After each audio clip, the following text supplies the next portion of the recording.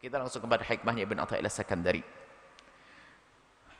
Qala al-musannif rahimahullah ta'ala nafa'ana Allahu bihi wa bi ulumi masyaikhihi wa talamidatihi fid dharain amin ila anqal.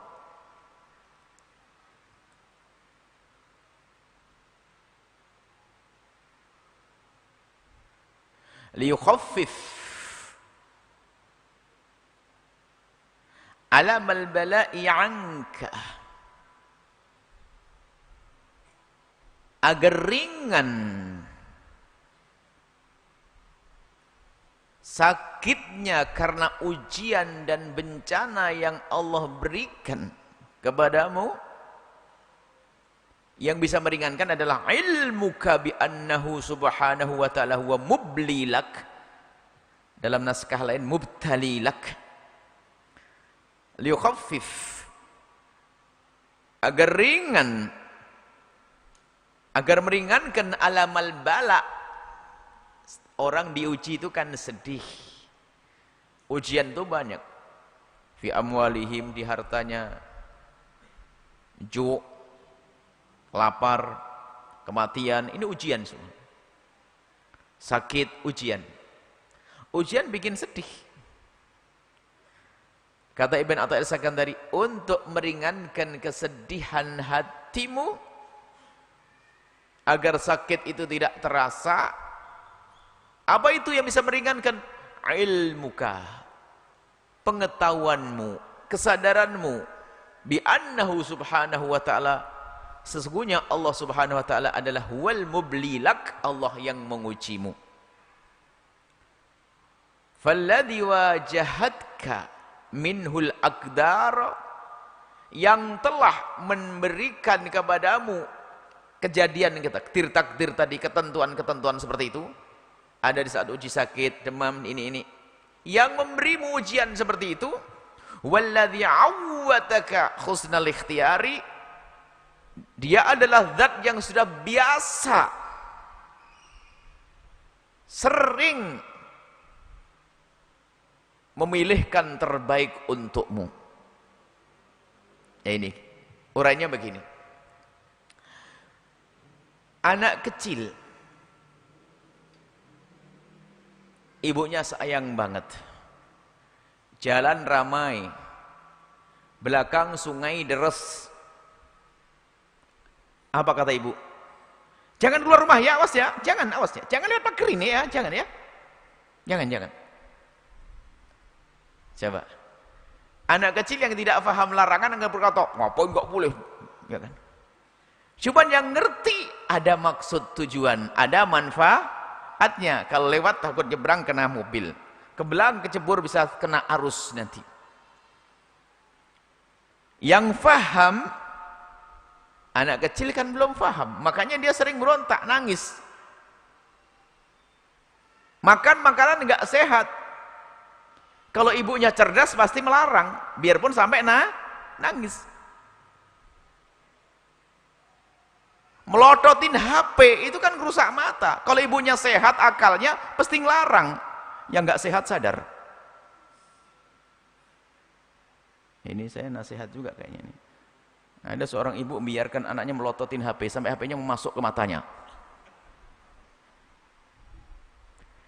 Akhirnya dilarang oleh seorang ibu. Nangis dia. Larangan bagi seorang anak yang sudah biasa dengan kebiasaan akan menyakitkan. Kalau dia tahu tujuannya ibu apa? Agar dia sehat, agar dia tidak sakit, agar dia tidak kena mobil, agar dia tidak tenggelam tadi itu.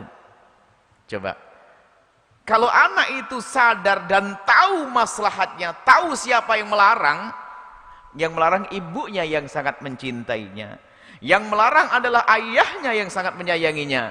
Kalau dia sadar akan reda, oh maksudnya gitu. Coba, kalau anda yang sudah paham langsung ngomong, iya ya, ada maksud ini.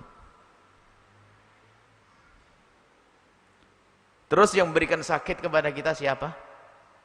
Allah. Apakah Allah tidak tahu yang terbaik untuk kita? Sangat tahu. Maka di sini, jika kau dirundung kesedihan dengan musibah, ingat siapa yang memberi musibah. Yang memberi musibah ini adalah zat yang selalu memberikan kebaikan kepadamu, yang terbaik untukmu, husnul ikhtiar. Keyakinanmu bahwa Allah yang maha kuasa, yang maha pengasih, maha tahu keadaanmu, kemudian memberi ujian kepadamu, maka ketahuilah yang menguji adalah Allah, tentu itu karena untuk kebaikanmu. Dan memang begitu hakikatnya ujian bagi orang yang beriman.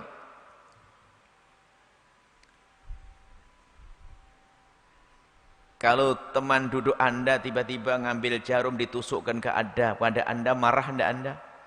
Marah, kurang ajar sekali kau ini. Siapa kamu? Tapi kalau seorang dokter membawa jarum ditusukkan ke badan Anda untuk obat, marah enggak? Terima kasih. Kan gitu.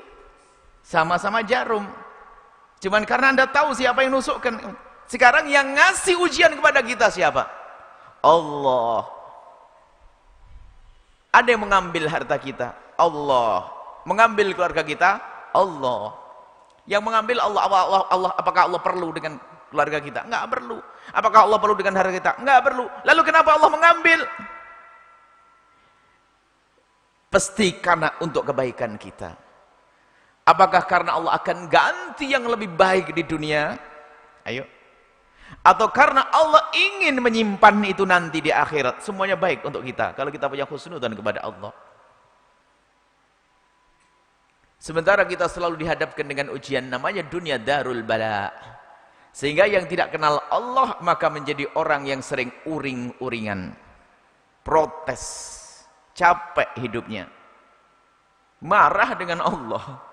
Sementara di sana ada pangkat tinggi bagi as-sabirin, orang yang sabar saat diuji oleh Allah Subhanahu wa taala. Dia sadar bahwasanya menguji adalah Allah. Dan sudah pernah kami jelaskan, tidak ada ujian yang Allah timpakan kepada seorang mukmin kecuali karena 3 hal.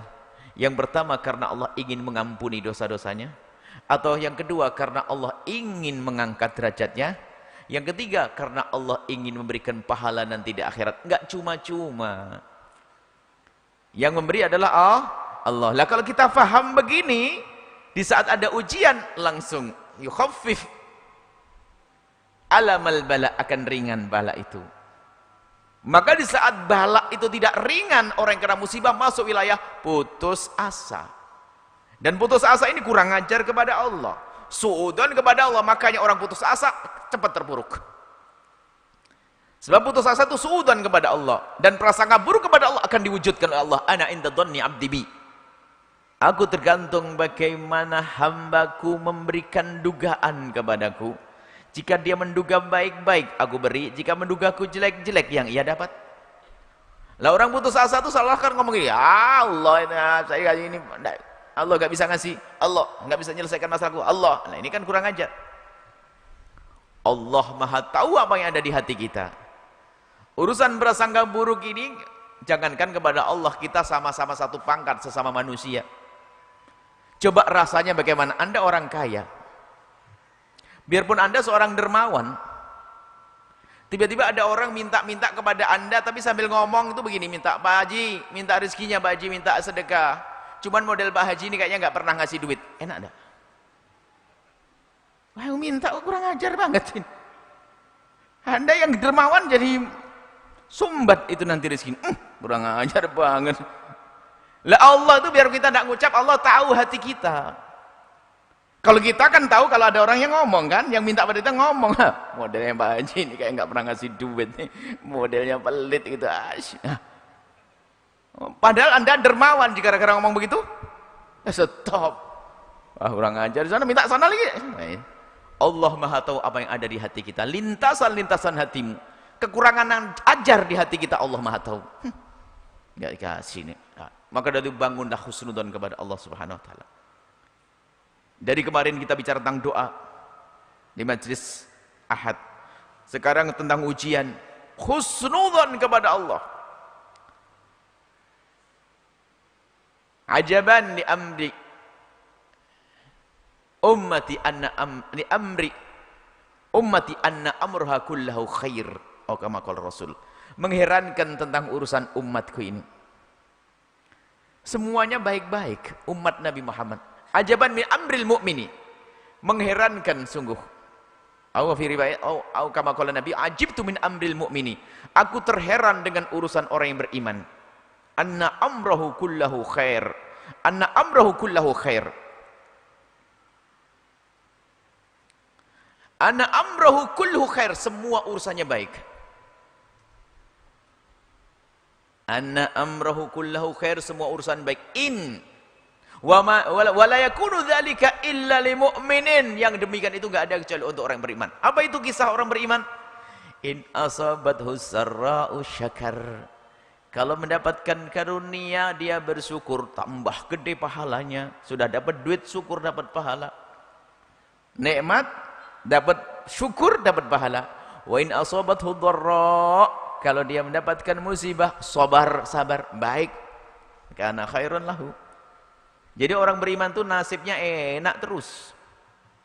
Di saat mendapatkan nikmat dia bersyukur, maka juga baik bagi dia. Di saat mendapatkan musibah dia sabar, baik bagi dia. Untuk menjadi sabar ini loh, bukan hanya sekadar di lisan, tapi sabar itu berangkat dari keyakinan di dalam hatimu tentang zat, tentang Allah, tentang sifat-sifat Allah, tentang maha kuasa Allah. Inilah yang dibahas. Yang meringankan beban sakitmu atas ujian adalah kesadaranmu, pengetahuanmu, kenalmu Allah, bahwasanya memberikan ujian adalah Allah. Allah maha tahu tentang keadaan kita, dan Allah tidak punya kepentingan dengan kita. Kita yang punya kepentingan.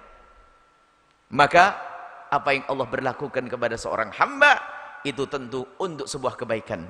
Kalau sesaat diberi sakit kemudian sebetulnya itu adalah sesuatu yang wajar, biasa itu. Dalam hidup itu selalu begitu, didahului tidak enak, kemudian setelah itu enak. Apa saja coba? Kalau pengen enak makan diapain dulu? Lapar dulu kan? Kalau agar enak tidur namanya apa dulu? Anda nggak ngantuk, nggak enak tidur, tidur ngapain? Semuanya begitu. Anda pengen tidur enak, Anda capek dulu memasang kasur, itu kan capek. Apa saja semuanya. Pengen makan, nanak nasi, capek enggak? Keringetan tuh, semuanya. Sebetulnya itu semua itu biasa saja, wajar. Cuman kadang kita itu kalau sudah urusan ujian menjadi naik pita, marah kepada Allah, naudzubillah. Padahal itu sudah wajar dalam hal-hal seperti itu. Ada senang, ada tidak senang. Rasa senang akan terasa adalah karena adarnya rasa tidak senang. Ada yang manis, ada pahit. Kalau seandainya tidak ada pahit, kita tidak akan tahu rasanya manis. Anda tahu enaknya molet? Anda tahu rasanya enaknya molet? Ada orang sakit nggak bisa molet. Sakit yang disengaja, hamil tua. Enaknya molet tuh. Kalau lihat suaminya begini protes. Nah, abang itu jangan lihat. Ya, jangan suka Anda molet ini ya. Di depan istri Anda yang lagi hamil tua, kasihan dia. Coba lihat. Itu nikmat loh ya. Anda nikmat sebagai laki-laki bisa bunyi kretek gitu ya. Tapi istri Anda sabar, dapat pahala. Karena enak juga. Nah, kita tahu rasanya kenikmatan karena ada ujian, ada sesuatu. Jadi dalam hidup itu sudah biasa semacam itu. Gajian di akhir bulan, kenapa itu gajian? Kerja dulu kok. Kan biasa sudah begitu. Hidup itu ya begitu sudah. Capek, berakit-rakit ke hulu, berenang-renang ke tepian, katanya begitu kan? Sakit-sakit dahulu, senangnya nanti. Biarpun kadang di saat kita ingin sakit, tidak sakit. Karena apa? Kita dengan Allah, dengan cinta. Itu suami yang sangat mencintai istrinya, dia bekerja subhanallah di bawah terik matahari, kadang melahan lapar dan dahaga. Akan tapi kebayang di mata dan hatinya adalah istri yang menanti di rumah. Semangat dia. Indahnya cinta. Itu sesama manusia. Bagaimana dengan Allah Jalla Jalaluh? Bahkan dalam riwayat innallaha idza habba 'abdan ibtalah. Allah kalau mencintai hambanya diuji. Kenapa? Allah ingin mendengar rintihannya. Sebab rintihan itu bentuk penghambaan yang sesungguhnya. Selama ini dia susah mengatakan Allah, Allah. Dikasih sakit jadi Allah, Allah. Kenapa kok bisa begitu? Yang memang modelnya orang itu harus dikasih begitu biar Allah. Sebab apa? Waktu dikasih duit nggak bilang Allah. Makanya di saat Anda diberi rezeki, sebut nama Allah biar nggak usah dibikin sakit agar menyeru nama Allah. Syukur namanya, kan begitu? La in syakartum la azidannakum. Baik. Walladzi wajahadka minhul aqdar, yang memberikan kepadamu kejadian-kejadian seperti itu adalah ujian di anak, ujian di rezeki, ujian di sakit, semuanya. Siapa yang memberikan itu semuanya? Yang memberikan sakit, yang memberikan ujian adalah zat, walladzi, yaitu zat Allah. Awadaka, yang sudah sangat sering biasa kepadamu husnul ikhtiar, memberikan pilihan terbaik untukmu. Yang memberikan sakit gigi itu siapa? Yang menjadikan Anda enak makan, ya enggak? Yang memberikan demam kepada Anda itu siapa? Yang menjadikan Anda enak tidur di hari kemarin. Kan begitu?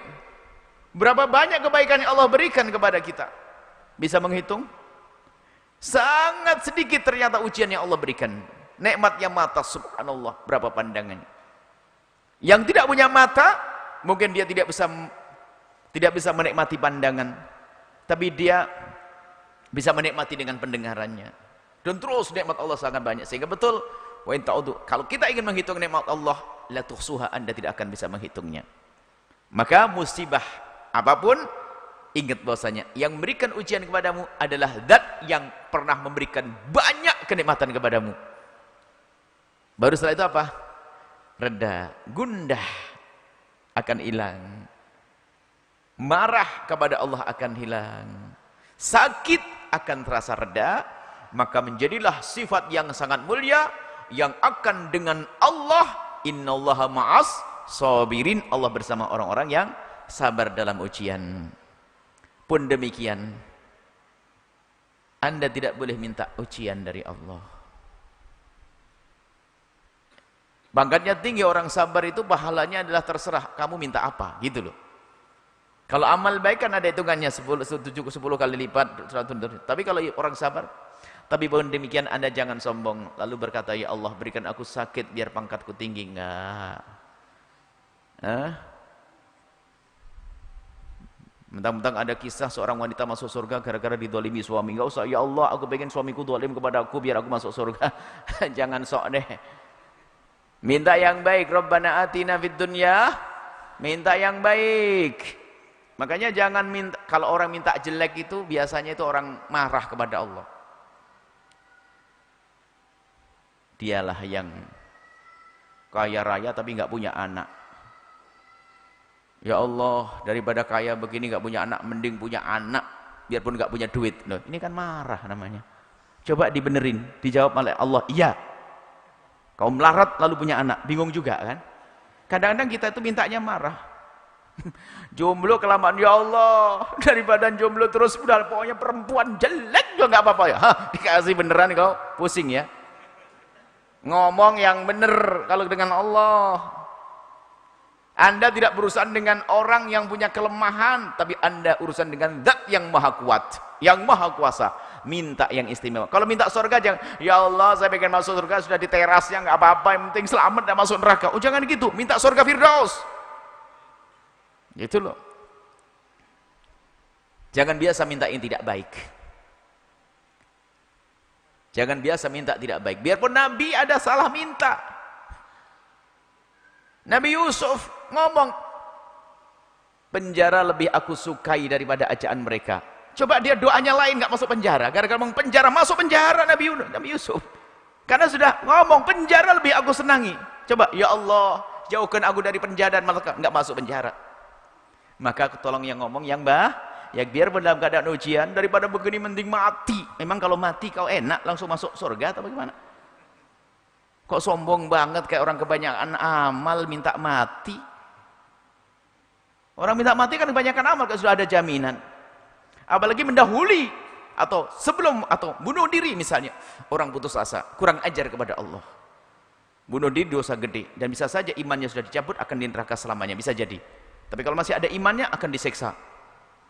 Nanti dengan cara bunuh dirinya itu terus. Ini bentuk orang putus asa. Jadi orang marah kepada Allah tingkatnya macam-macam. Nah, orang bunuh diri itu marah pada Allah, ya Allah engkau tak bisa menyelesaikan urusan. Ya sudah, aku mati saja deh. Naudzubillah. Baik, agar reda, agar teredam rasa sakit atas ujian yang Allah berikan, ingat bahwasanya yang mengujimu adalah Allah. Yang tidak perlu dengan kita. Allah tidak punya hajat kepada kita, akan tetapi kita punya hajat kepada Allah.